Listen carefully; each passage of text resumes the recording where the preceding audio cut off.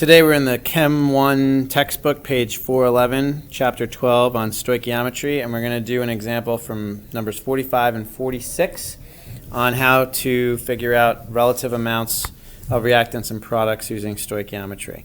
So for part A of 45, they're asking you how many moles of CS2, so this is the one you don't know, will form when 2.7 moles of carbon react.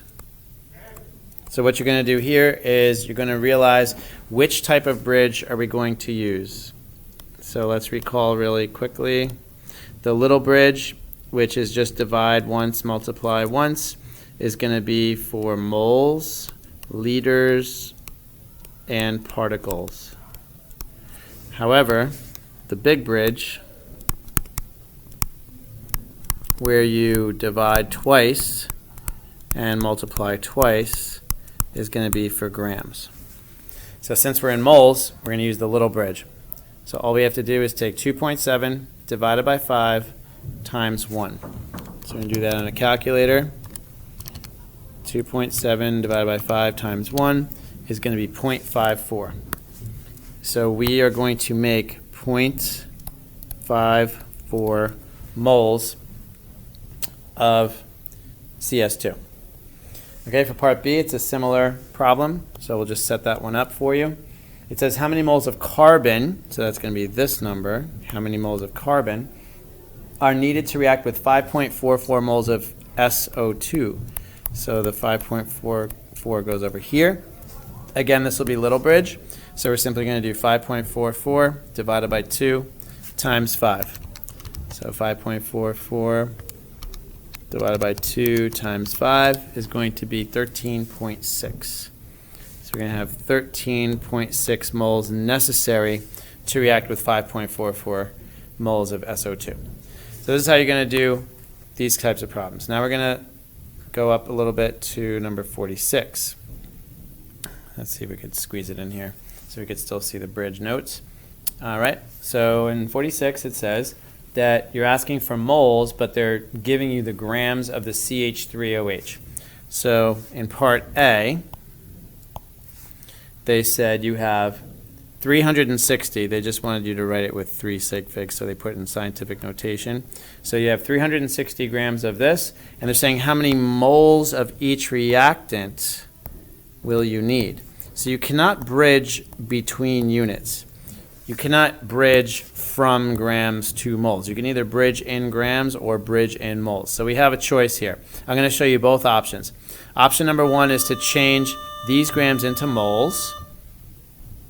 Change these grams into moles right here, and then bridge in moles.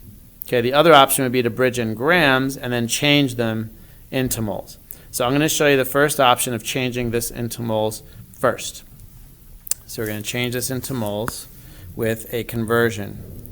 So you know that 360 grams is what you got. Now you got to figure out the molar mass of this to convert it. So this is going to be 12 plus 3 is 15 plus 16 is 41. Oh, I'm sorry, let me do that again. 12 plus 3 is 15. 15 plus 16 is 31, and 31 plus 1 is 32. So this is 32 grams per mole. So we're going to put the 32 in the bottom. We're going to put the moles on top. And when you divide 360 by 32, you come up with 11.25, which I'm going to round to 3 sig figs as 11.3 moles of CH3OH.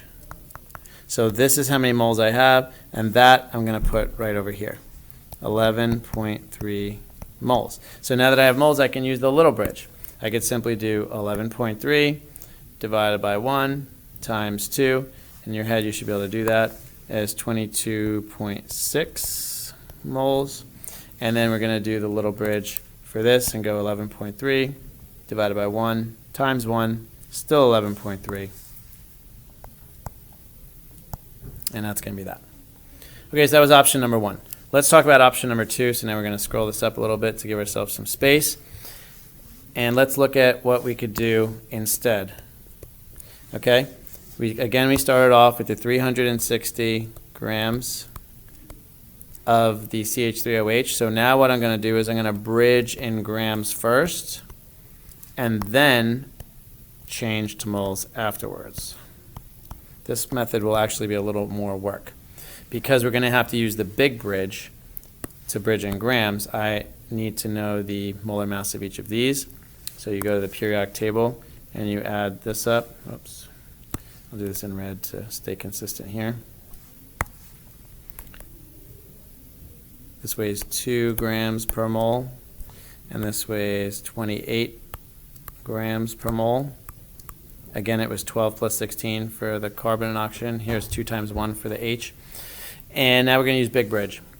So on the calculator, we're going to do 360 divided by 1 divided by 32 times 2 times 2.